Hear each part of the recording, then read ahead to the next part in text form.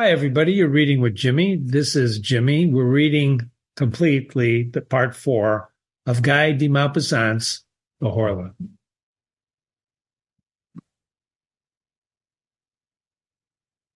It was scarcely a matter for surprise. Therefore, my ability to verify the unreality of certain hallucinations should be impaired just now. Such were my thoughts as I strolled along beside the water. The sunshine covered the river with light, made the earth a place of beauty, and filled my heart with a feeling of love for life, for the swallows whose swift flight rejoices my eyes, for the riverside grasses whose whispering charms my ears. Little by little, however, an inexplicable uneasiness came stealing over me. Some force, it seemed to me, some occult force was slowing me down, stopping me, preventing me from going any farther, calling me back. I felt that distressing impulse to turn back, which takes hold of you when you have left someone you love at home ill, and you have a presentiment that the illness has taken a turn for the worse. So in spite of myself, I turned back, convinced that I would find bad news at home, a letter or a telegram. But there was nothing. And I was left with the feeling more puzzled and more uneasy than if I had ever had another fantastic vision. August 8th. Yesterday I had a terrible evening.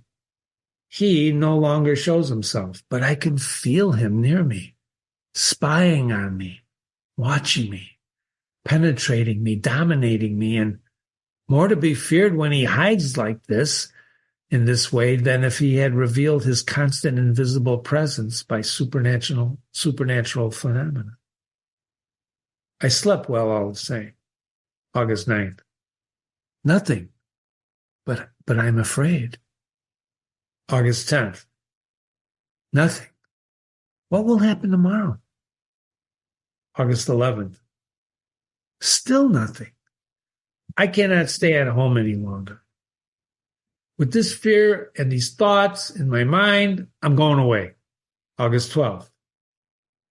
10 o'clock at night. All day I have wanted to go away, but I couldn't do it. All day I wanted to perform that easy, simple act which would have given me my freedom. Go outside, get into my carriage, and drive to Rouen. I couldn't do it. Why? August 13th. When certain illnesses affect you, all the springs in your physical being seem broken. All your energy is exhausted. All of your muscles as soft as flesh and your flesh as liquid as water. In a strange, distressing way, I feel as if all this has happened to my spiritual being.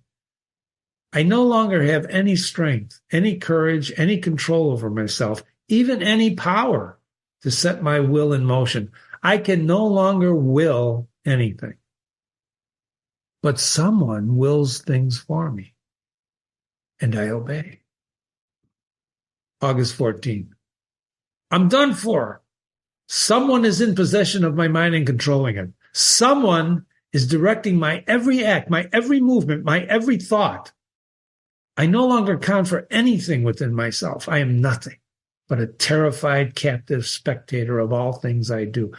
I want to go out. I can't. He doesn't want me to. And I remain trembling, panic-stricken in the armchair where he keeps me seated. I want no more than to stand up, to rise from my seat, so that I may believe that I am still my own master. I cannot. I'm riveted to my chair, and my chair cleaves to the floor so that no power on earth could possibly lift us.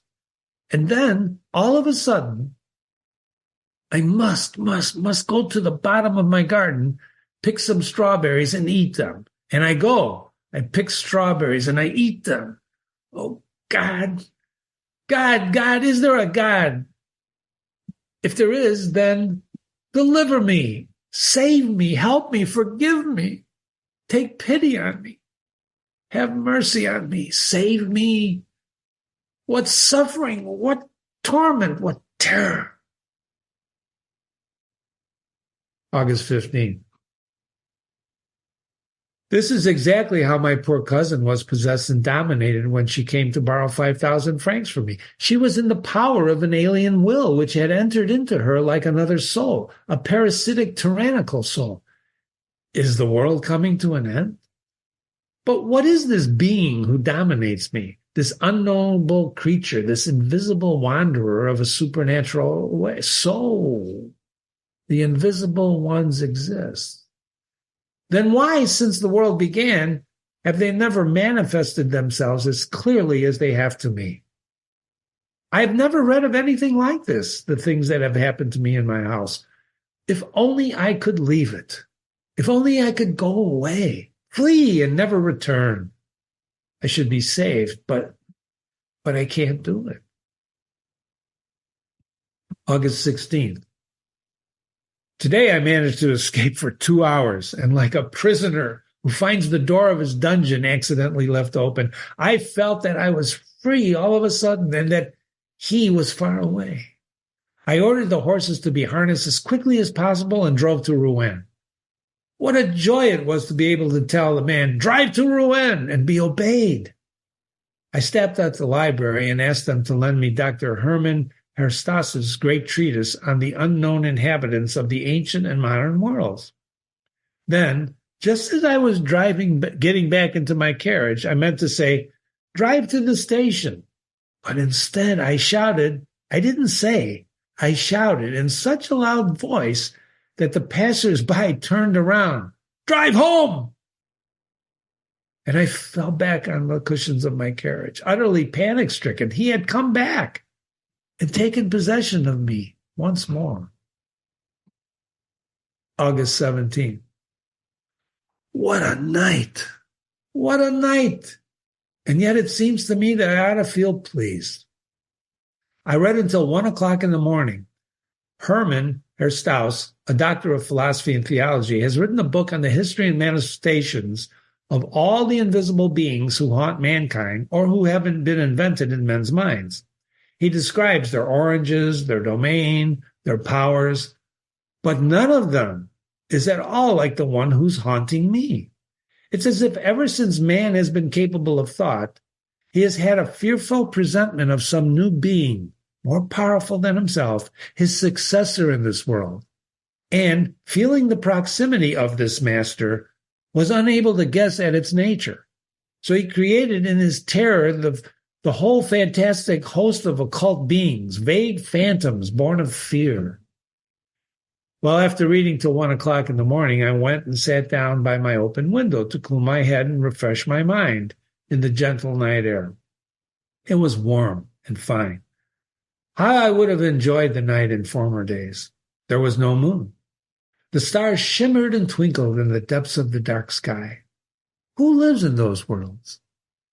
What forms of life, what living creatures, what animals, what plants exist out there? What do the thinking creatures in those distant worlds know that is outside of our knowledge? What can they do that is beyond our power? What can they see that we do not know? Will not one of them sooner or later on his way through space appear on our earth to conquer it, just as the Normans once crossed the seas to subjugate weaker peoples? For we humans are so weak, so defenseless, so ignorant, so small on this speck of dust spinning around in a drop of water. I dozed off, dreaming like this in the fresh night air. After sleeping about 40 minutes, I opened my eyes. Without moving, awakened by some strange, vague emotion. At first I saw nothing, and then all of a sudden I had the impression that a page of the book lying in my table had turned over by itself. Yet not a breath of air had come in through my window. Surprised, I waited and watched. After about 4 minutes, I saw with my own eyes, another page rise in the air and fall on the preceding one, as if a finger had turned it over. My armchair was empty. Well, it seemed empty. But I realized that he was there, sitting in my place, reading. With one wild bound, like the bound of a maddened animal about to tear its trainer to pieces, I sprang across the room to seize him, throttle him, kill him. But before I reached my chair, the chair tipped over as if someone had fled from me. My table rocked, my lamp fell over and went out, and my window closed as if some thief caught in the act had jumped out in the night, slamming it shut behind him. So he had run away. He had been frightened of me. In that case,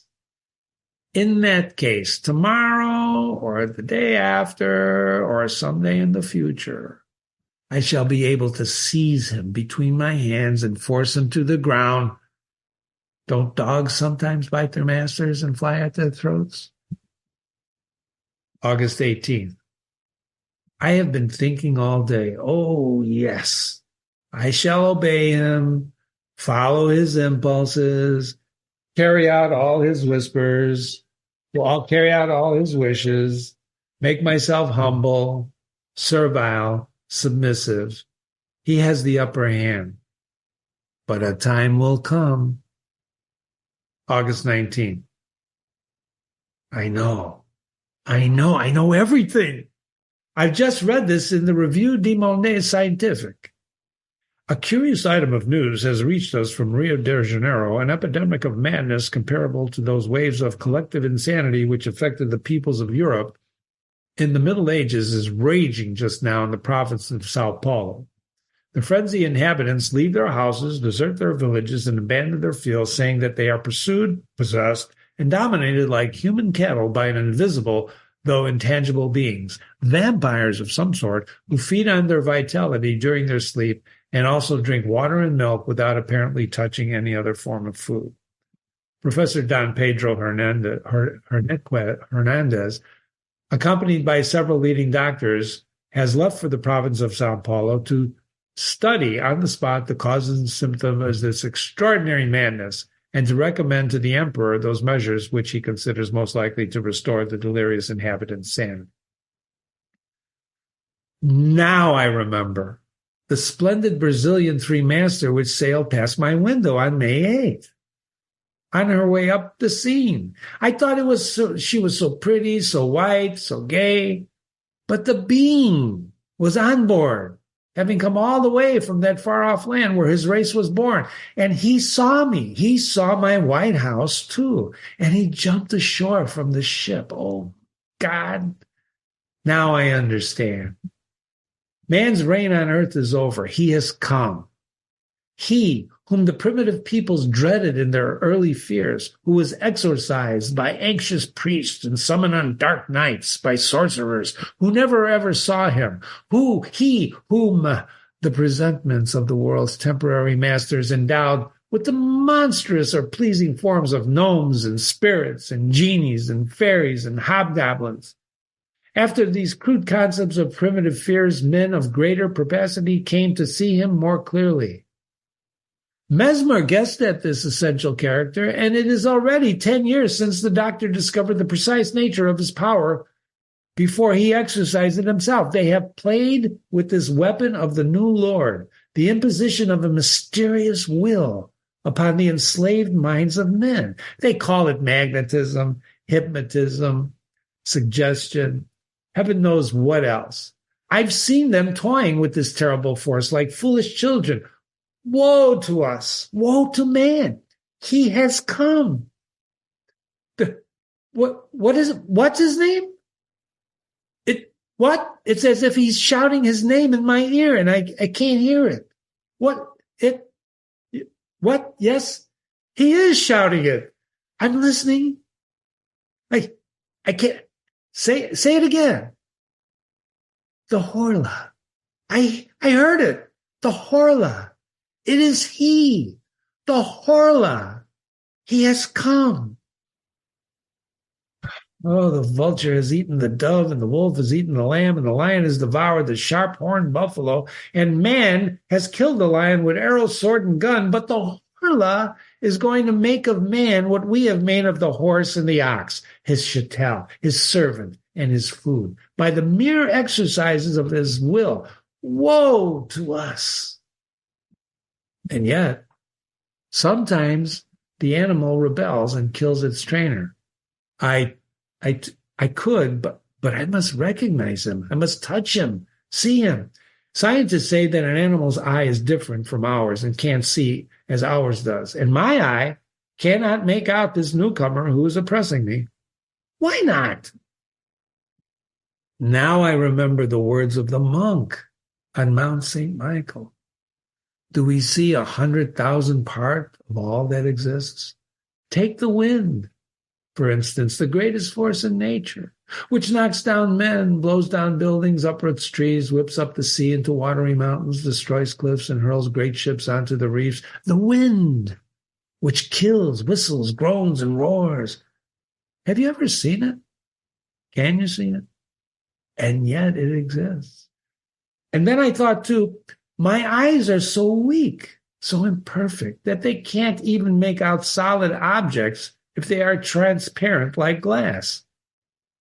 If a sheet of plate glass bars my way, I hurl myself against it like a bird which has flown into a room, beats its head against the window panes.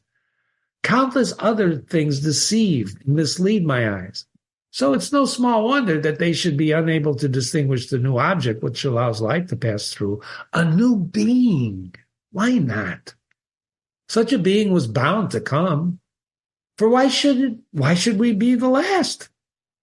Why are we unable to see him as we see all other beings created for us? Because his constitution is more perfect, his body more delicate and complete than ours, which is so weak, so clumsily conceived, encumbered with organs that always are tired and strained, like an overcomplicated mechanism.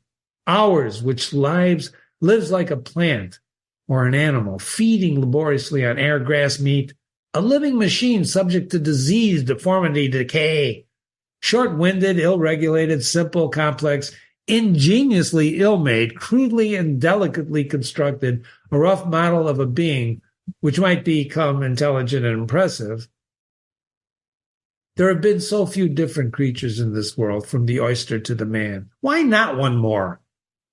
Once we have reached the end of the internal between the successive appearances in the various species, why not one more?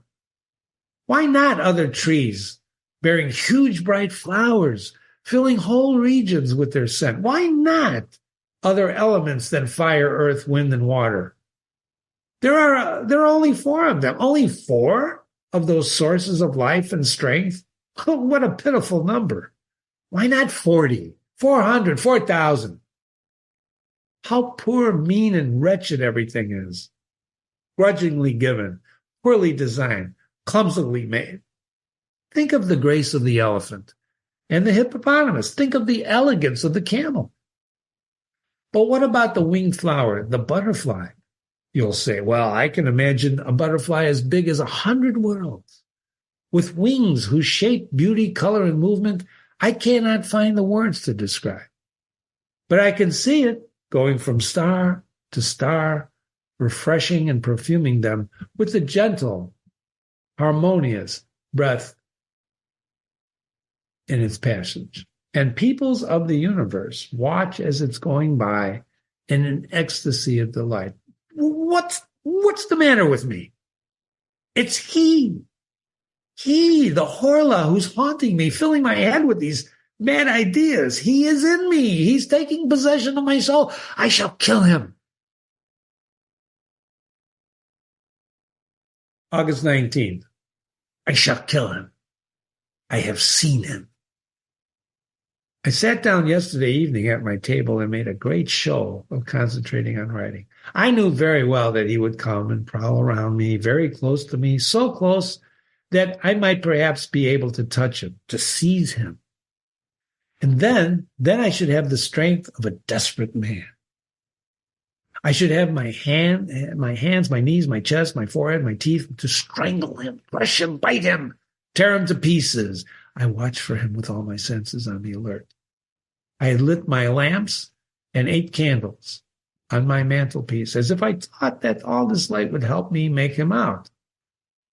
In front of me was my bed, an old oak 4-poster on my right, The fireplace on my left, the door which I had carefully shut after leaving it open long enough to attract him, and behind me a very tall wardrobe with a mirror front, which I use every day for shaving and dressing, and in which I used to inspect myself from head to foot every day, time I passed.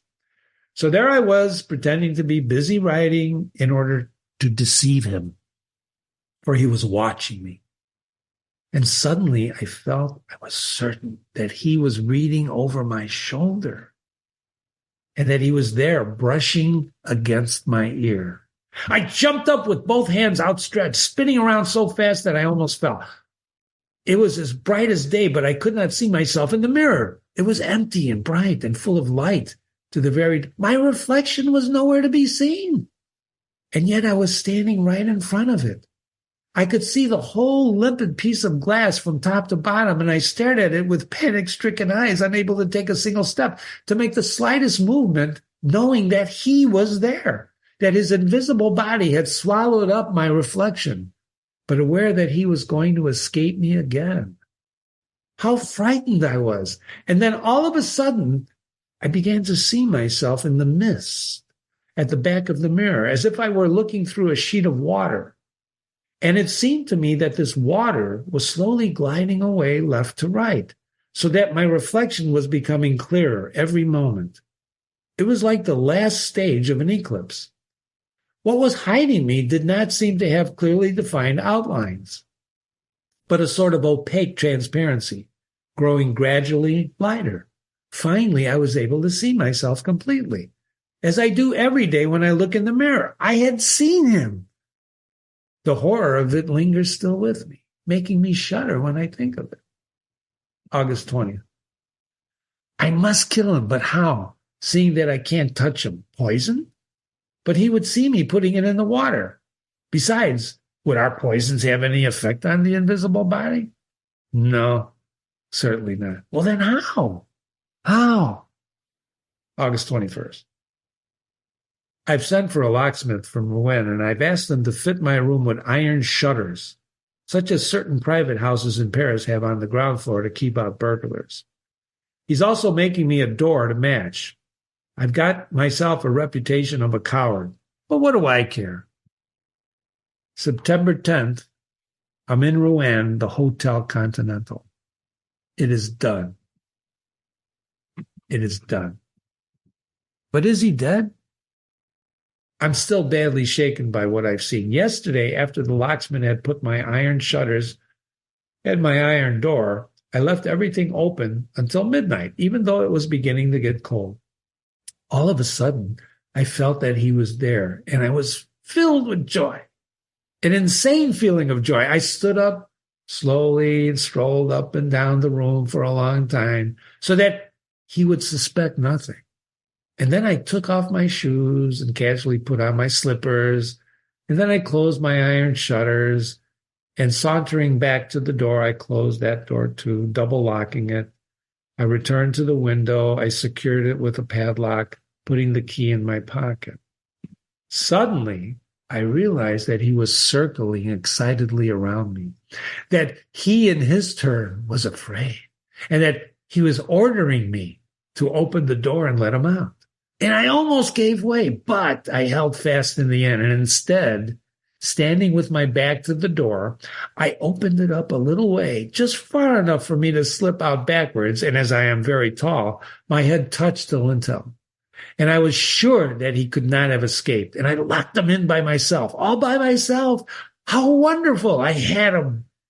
And then I ran downstairs into the drawing room, which is directly underneath my bedroom, and I picked up my 2 lamps, emptied all the oil onto the carpet, the furniture, everything, and then I set fire to it and fled after carefully double-locking the big front door.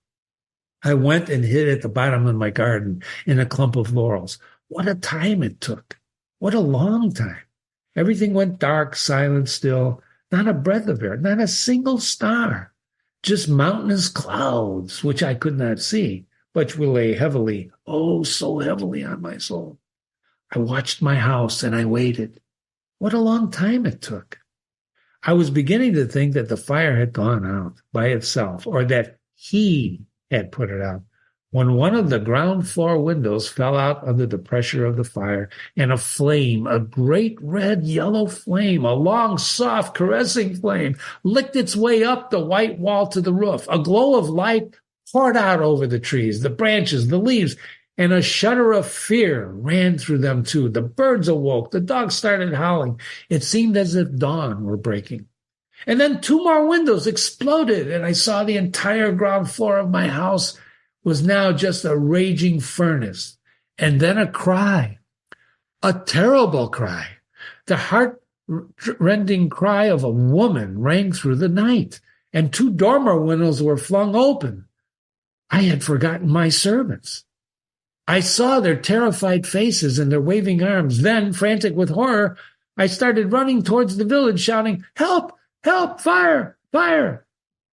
I met people already on their way to the fire, and I turned back with them to watch. By now, the house was no more than a horrible, awe-inspiring funeral pyre. A monstrous pyre in which human beings were burning, and he was burning too. He, my prisoner, the new being, the new master, the Horla. And suddenly, the entire roof fell in. A volcano of flame shot up towards the sky. Through every window opening in the furnace, I could see the fiery cauldron, and I thought to myself that he was there in that oven, dead. Dead? Perhaps. Or perhaps that body of his, through which the light of day could pass, was impervious to the means of destructions which kill our bodies. Suppose he wasn't dead. Perhaps only a time alone has power over that invisible and fearful being. Why should he possess that transparent, unknowable body, that spiritual body, if he too must face fear, sickness, injury, infirmity, premature destruction? Premature destruction? That is the source of all human dread. After man, the Horla. After him who can die any day, any hour, any minute from any sort of accident, there has come he who shall die only at his appointed day, hour, and minute, because he has reached the limit of his existence. No, I know beyond the doubt he's not dead. In that case, I shall have to kill myself.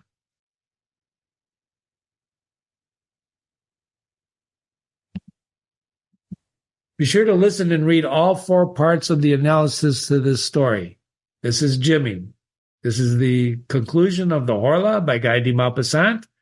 You've been reading with Jimmy, and again, listen to the analysis. You can email me, Jimmy@readingwithjimmy.com, Jimmy@readingwithjimmy.com. Thanks for listening.